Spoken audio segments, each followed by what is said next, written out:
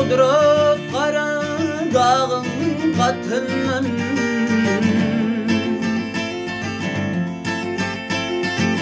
Daşı yarı kaynap çıkar çeşmeleri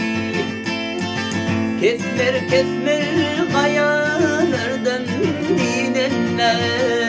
Dağ yanağın oğuşap akar çeşmeleri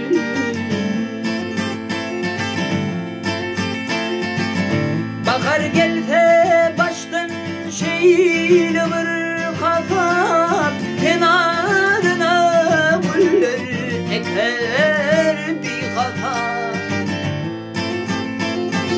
Eğrim eğrim gül gönürdün yar yatar Tolkunla oynap döker çeşmeleri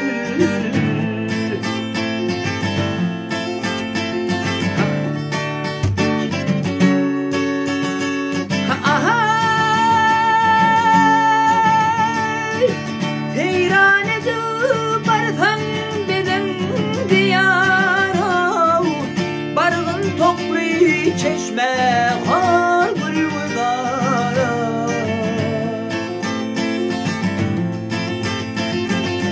Kara dağın benzer kara dutara Boşatar bolup akar çeşmeleri Kara dağın benzer kara Boşatar bolup akar çeşmeleri Çeşmeler dağların gümüş teçevi Çeşmeler dağlarının açık açavi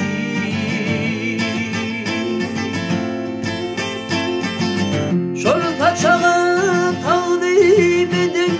gerçeği Göz başından suya yakar çeşmeleri